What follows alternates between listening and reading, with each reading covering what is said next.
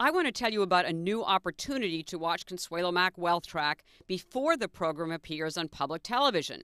As a subscriber, you can see programs 48 hours in advance of the general public and also find timely interviews and commentaries exclusive to Wealth Track Premium subscribers. Go to wealthtrack.com for more information. This week on Wealth Track, economic and market lessons from Wall Street's top strategist. Financial thought leader Francois Trahan describes the new era of uncertainty, why so many of the old economic rules aren't working, and what has replaced them as market drivers. Next on Consuelo Mack Wealth Track.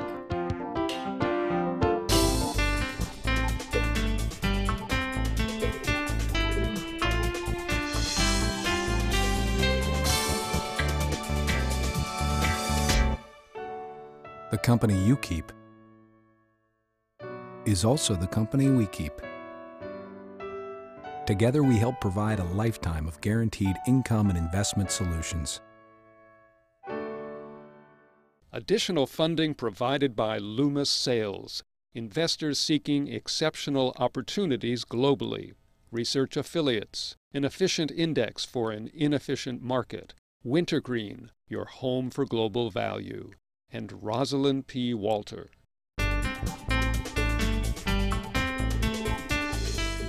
Hello and welcome to this edition of Wealth Track. I'm Consuelo Mack at the Museum of American Finance in the heart of the financial district on Wall Street.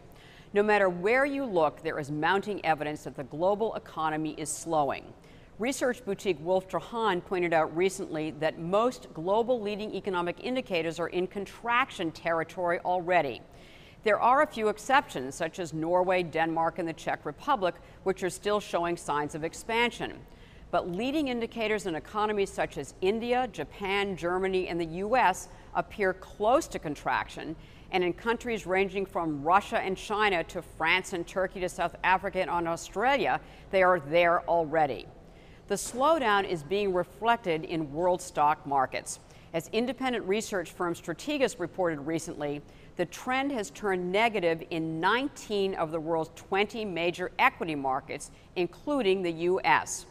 That falling confidence plus sluggish consumer spending and a struggling housing market have caused economists across the globe to slash their forecasts for this year and next. In the U.S. alone, economists have gone from a February consensus forecast of 3.2% GDP growth for the year to the current median forecast of 1.6%. And even that might be too high. In the first half of the year, the economic pace slowed to a sluggish 0.7%. Even the Federal Reserve has been dramatically behind the curve.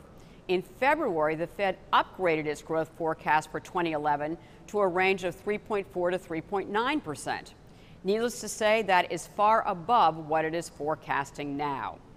Why have the vast majority of economists, including those at the Fed, been so wrong? This week's Wealth Track guest is one of the few economists who have gotten it right. He predicted this year's global slowdown and commensurate market dangers here on Wealth Track nearly 2 years ago. He is Francois Trahan, Vice Chairman, Chief Investment Strategist, and Head of Quantitative Research at Wolf Trahan.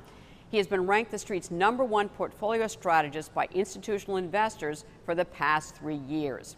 He is also the co-author of the recently published book, The Era of Uncertainty: Global Investment Strategies for Inflation, Deflation, and the Middle Ground, which I highly recommend. Trahan believes the economy is now fundamentally different from what we grew up with. I asked him what's changed. Well, I would say there's 3 main things that are dramatically different. So trends that we had in place for several decades that have now changed.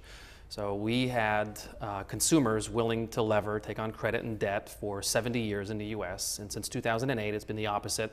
And what the political landscape shows you, I think this summer with the debt ceiling debate, is that the word debt now has a negative connotation attached to it. So we have consumer deleveraging, which is different than anything that I've experienced certainly in my career. Government deleveraging or government austerity people think is a bad word. I call it reality. It's already happening at the state and local level. So if you look at government payrolls over the last half century, what you see is that for 50 years, month after month, governments would hire more and more people. And this is local, state, and federal. Exactly. And since 2008, almost every single month, what you see is governments are shedding labor to address their budget issues. So that's dramatically different than what we had in the past. And then the last one, I would say, is that the Fed is now ineffective. 15 years ago, when the Fed cuts rates, the economy improves. When the Fed raises rates, the economy decelerates. When the Fed funds rates at zero, there's just not a whole lot that the Fed can do. So to me, that makes today's backdrop dramatically different than what we've all experienced in our careers. So why is it that the Fed is not effective? What's changed to make it much less potent than it has been in the past? Well, I mean, what haven't they done at this point? They've taken the Fed funds rate down to zero, and that's the most powerful tool they have. And I think what QE2 teaches us is that we've reached the limits of monetary policy because they thought QE2 would be good for the economy. Unfortunately, what it did is it led to a big decline in the US dollar, which meant a big rise in everything we import. The price of gasoline, heating oil, clothing, food, everything sold at Walmart. And what it did is it imposed a tax on consumers. So something that they thought was a form of easing ended up really being a form of tightening, in the form of higher inflation. So I think we've just reached the limits of what the Fed can do here. Let's talk about inflation, because you think that that is the key variable to understanding Correct. what's going to happen in the economy and the markets. And you call inflation the new Fed funds rate. Explain that. Well, as I said earlier, 15 years ago, the Fed changes the Fed funds rate, and that's what really determines the cyclical outlook for the U.S. economy. The Fed funds rate is at zero today, so it can't play that role. And what you find is that it is inflation that is starting to play that role. Inflation went up last year, and now the economy is slowing. Inflation goes down, what's going to happen is consumers are going to find themselves with more money in their pockets. So I'm not a believer that deflation is the boogeyman that a lot of people believe it is, a lot of economists believe it is. I think if the federal government can't put money in consumers' pockets because they're broke, and the Federal Reserve can't do anything, one way to do it would be to sink commodity prices. Get oil prices to come down to $40 a barrel. Everyone around the country all of a sudden is going to find themselves with more disposable income. So to me, that is one way to help consumer deleveraging, to help people meet mortgage payments, credit card payments, et cetera. So, inflation, CPI, has become the new Fed funds rate. Now, if you talk to the Fed, for instance, the Fed would say, number one, yes, consumer prices, the core inflation has gone up over the last 6 months consecutively. But it's still well within our target rate, so therefore it's not really penalizing us yet. You're saying not so, that inflation is a real concern now. In my family, we eat food, we drive cars, we heat the house, we wear clothing. So nominal CPI is what matters to consumption. It's not core CPI. I understand why the Fed looks at core, and historically the reason why it made sense in the 80s and 90s is because the US economy used to be the price setter of commodities. So if you're Fed chairman of an economy that sets prices for commodities, you're going to think of commodities being noise on your growth. So you're going to say, let's look at core inflation trends. But that world ended a decade ago. And so I think it's time for the Fed to acknowledge that and to change the Fed mandate. In my opinion, that's the first step that they should do. And the Fed mandate being this double mandate of full employment and stable prices, you're saying that is no longer applicable. It all depends on how you define prices. I think core inflation is the wrong benchmark. I think nominal inflation is the right benchmark now. So what should they be doing now to target nominal CPI? What they would want to do would be to limit runaway inflation. And so you'd want to limit a big appreciation, if you're targeting nominal CPI, a big appreciation in commodity prices. Because when commodity prices go up, people pay more to fill their gas tank. They have less disposable income left in their pockets. And so, it would be targeting nominal as opposed to core trends. Right. It'd be targeting things that actually people consume. So how does the Fed target nominal CPI? Well, you raise rates when inflation goes up, and you slow the rate of inflation. And so you're basically, preventing inflation from eroding people's pockets. That's the way to think about it. So right now then, what they should be doing is raising rates? Well, we're staring at a downturn. So think about it this way. In the last year, the Fed did not raise rates. But we had tightening in the US economy nonetheless, because inflation went up. Right. That's a form of tightening.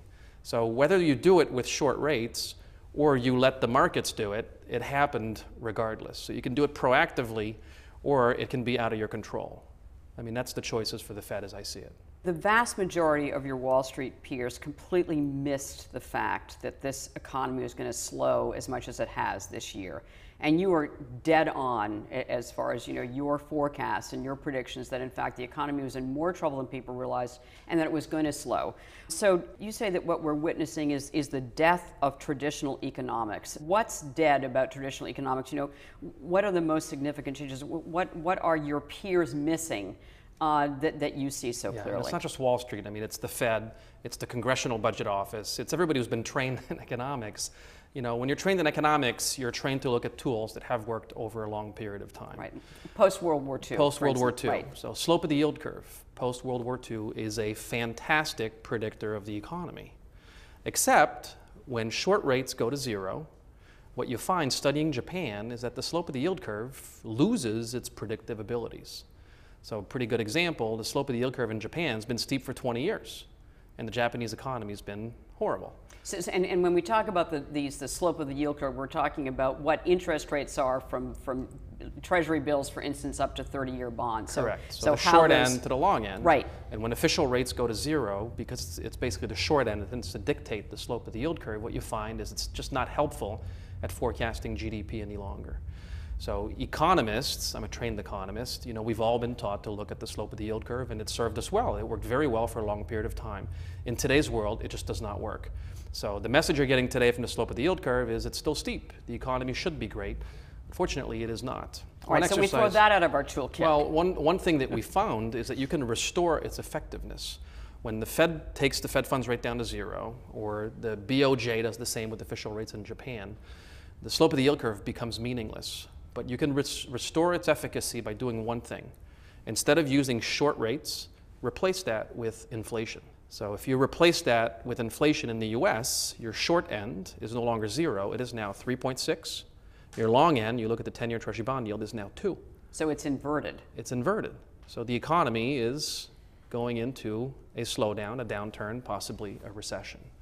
So that's how you restore the efficacy of the yield curve. All right. Corporate profits, there used to be a strong relationship between corporate profits and employment. And that broke down about 10 years ago. So in a GDP model, you would have corporate profits in there. And prior to 10 years ago, corporate profits went up, employment went up. That created economic activity. That doesn't work any longer. So why doesn't it work? What's changed? It's globalization. Companies are still generating profits and it leads to employment. It leads to employment elsewhere, unfortunately, in today's world. And so if you're trying to forecast US GDP, I think you're going to err basically on the side of error. Much like, the economics community has done this year. They were expecting this year to be a great year for growth. Mm-hmm. And in the first half, we generated 0.6% economic growth in the US. The expectations were 3+. That's not a miss. A miss is expecting 3 and getting 2.7. It's enormous. Another thing that you've said is that in a slow economy as we have now, that employment is absolutely key, and it's a key driver of the economy. And so now we have a situation where we've got a slow economy, and obviously we now have 2 consecutive jobless recoveries. So what does that tell you about the future for the economy right now? It's not just a slow economy. I would say it's a world where you don't have credit. What's unusual about this recovery is that consumer credit hasn't recovered. Right. It's gone down despite the fact that the economy grew a little bit. And so when you don't have credit, and our economy is 71% consumption, so if you don't have credit, it means that you're that much more dependent on employment than you were historically. Employment's always been important, but its importance gets magnified when credit is hindered. And so today we know credit is hindered. It means that if we can't create jobs, we just can't grow the economy, period. So your outlook for the economy right now is what? Atrocious. Basically, I think the stock market is beginning to price in a slowdown. With the stock market going down, bond yields moving lower. You look at sector leadership in the marketplace, utilities is the top performing sector in the S&P. Not something I've seen very often in my career, not a good sign of things to come for the US economy. To me, people don't like to call this a double dip, but I think you call it what it is. You look at all these economics charts, they had a dip and now they look like they're rolling over. And so I don't know if we'll meet the technical definition of a recession, which is 2 consecutive negative quarters, but it's clear to me that we're going to see negative GDP in the US. Let me talk about a little bit about your book, and which is called the Era of Uncertainty: Global Investment Strategies for Inflation, Deflation, and the Middle Ground. And I happen to be delighted to write a recommendation on the book cover for it as well. And one of the things about the era of uncertainty that you talk about is that we better get used to the fact that we are going to see these tail risks, that we're going to see events, kind of outsized events that are going to affect us. So why is this era of uncertainty, this is going to be our future? We're already in it, in my opinion. So you look at the last decade, we've had 3 boom busts now. If you look at the 50-year period prior to that, you didn't live through a 10-year period where you had so many boom busts. You remember in the 90s, we used to believe that you could extend these business cycles forever. Goldilocks economy. Goldilocks economy, which really is the anomaly, in my opinion, to a certain degree. There were special circumstances explaining it. So now we're vulnerable to shocks taking place around the world, and it's even more true for the stock market than it is for the U.S. economy. The U.S. economy exports 12% of GDP, but the stock market derives 40% of its revenues abroad. So stocks are much more susceptible to the rest of the world than the US economy is. So you have to take that into consideration. Last year, events that initially started in Greece showed us that we weren't impervious to things taking place, in a country that most people in the US have never been to. When you're going into a global slowdown, you have to start thinking about what can go wrong. What is the weakest link that will break? And it's not just, the weakest link in the US. Is it going to be the muni market? Is there a pension crisis? Is there a budget crisis? But you have to compile a list of what can go wrong around the world. So give us, your top candidate for what's the weakest link now that could affect us. There's a long list of potential candidates. I would say Europe, I think, is very vulnerable. And so I wonder if the euro will exist a year from now in its current form. Seriously? Yeah. Mm-hmm. I would put strong odds that it does not. So what would substitute? What would be substituted for it if we don't have the euro? Or maybe fewer participants? Or? Well, fewer participants is probably the likeliest scenario. Maybe Greece drops out. Right. Who knows? Maybe Italy drops out. Who knows? Francois, listening to this, I feel like I should get into my bunker and just go into cash or treasuries. And in fact, as far as, you're, an investment strategist, top-ranked investment strategist. So the strategy that you have been recommending is what you call the safety trade. So tell us about what strategy you're recommending right now to your clients. It's the same thing. I think what has worked will continue to work. Meaning? Meaning stability, safety, defensiveness. So when investors get a sense that the economy is about to slow, what they do is they gravitate towards stability. So in asset allocation, it's away from stocks toward bonds. So the treasury market has done remarkably well this year because investors have flocked towards stability.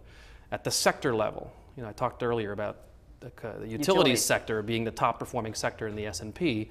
Year to date. Year to date, followed by staples, followed by healthcare. So 3 sectors that offer relative stability for investors. Right, consumer staples, the things that we need all the time. Right? They're the only 3 that are up on an absolute basis as well this year. You look at the treasury market, it also, the 10-year treasury bond yield trading as low as 190. Literally, except for you and a few other people, most people have, I think I've been hearing this for like 4 years. The treasury market, is just, it's overvalued. It's been a vilified, security and yet going class, into a downturn, it sounds pretty darn good. Right. So that's a phenomenal return this year. Those are all things that are part of a portfolio that protects you from a downturn in the economy. What about gold? Well, gold is kind of the anti-currency. Right. Gold tends to work best when you have inflation. We've had inflation. I think in a global downturn, inflation will probably wane, which would be the normal pattern. So instinctively, I think gold's best days are probably behind us for a while. But in a world where nobody likes the euro, nobody likes the dollar, gold's a pretty good alternative. So I don't know that it will go down a whole lot, but it's not at the top of my list any longer. What about currencies, other currencies other than the dollar? The Swiss franc, for instance, the Swiss are saying that they're going to, cap the franc's appreciation against the euro. So are there other alternative, currencies as well that offer stability that are still accessible to us? There's not that many because the currencies from countries that seem fairly stable also happen to be very cyclical in nature. Australia, Canada, New Zealand, etc. So I think what might be the bigger surprise here, much like bonds have behaved fairly defensively, I think the US dollar might just behave somewhat defensively going forward. So I think it's probably time to be dollar bullish at this juncture. In a global slowdown, people flock towards stability, and the US might look better than other parts of the world, believe it or not. I'm so surprised to hear you say that, because I know for a long time, and correctly, you have said that the dollar would depreciate as Correct. it has and lost its value. Yep.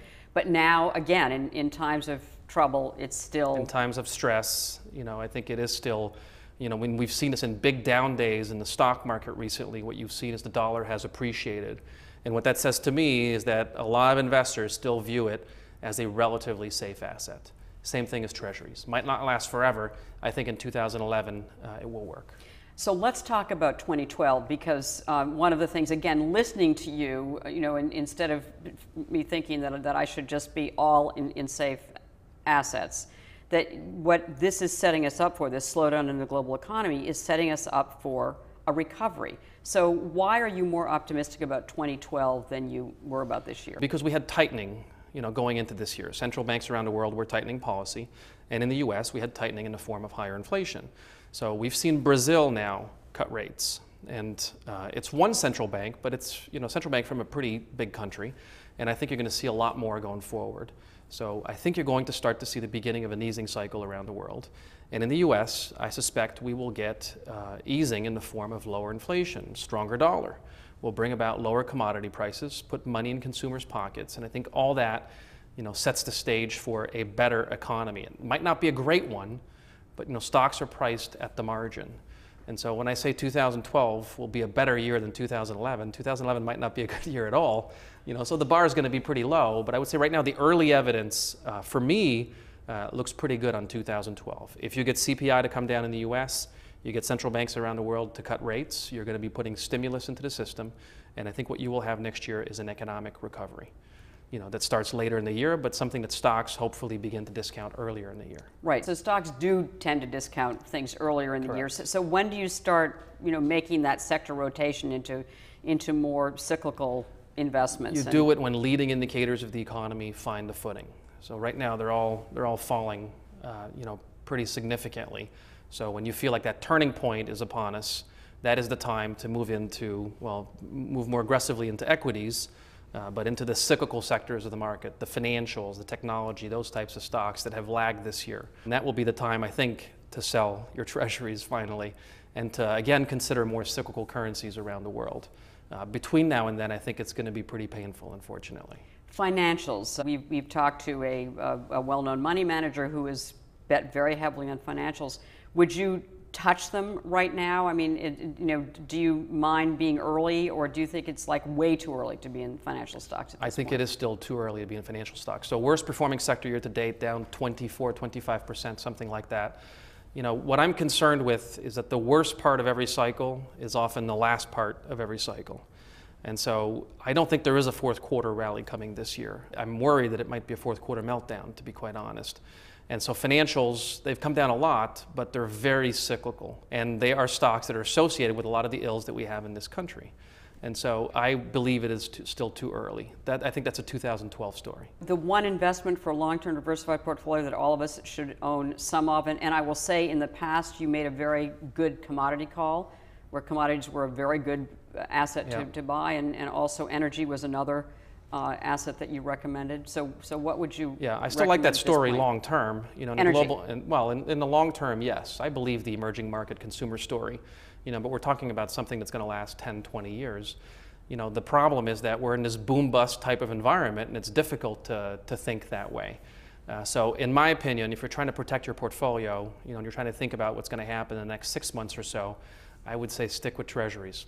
That's one of the best performing asset classes so far this year, and I think that's where you can make absolute returns in this type of backdrop. There's a lot of ways to play the investment cycle and the slowdown, but that's one way that's easy for investors to do it. And when you're talking about treasuries, 10-year treasury, I mean, would Sure. you go out? 10-year treasury, trading at about 2% today. The 10-year Treasury that everybody told us was about to rise, the Treasury yield was about to rise significantly earlier this year, it's behaving in a very classic manner. Going into a downturn, it is rallying. And so stick with what works. So Francois Trahan, it's so great to have you on Wealth Track from Wolf Trahan, and also with your wonderful book, The Era of Uncertainty. Thanks for joining us. Thank you. I agree with Francois that uncertainty and volatility are going to be two of the key and constant storylines of our financial lives. So our action point this week picks up on his theme of sticking with safety in at least part of your portfolio. This week's action point: have a portion of your savings in safe and liquid investments. That means in much maligned U.S. Treasuries, no matter how low the yield, in TIPS, those Treasury inflation protected securities that will keep up with inflation, and cash equivalents, even with practically non-existent yields. Safety nets are always essential no matter what the market conditions. I hope you can join us next week. I will have a rare interview with First Eagle Fund's investment great Jean-Marie Eveillard, who will discuss his personal perspectives and strategies in today's turbulent markets. For those of you who want to see our Wealth Track interviews ahead of the pack, we have a new opportunity for you. Subscribers can now see our program as early as Thursday morning on our website, along with timely interviews exclusive to Wealth Track web subscribers. To sign up, go to our website, wealthtrack.com. And while you're there, if you haven't done so already, please fill out our confidential and brief survey for Wealth Track viewers. Thank you for watching, and make the week ahead a profitable and a productive one.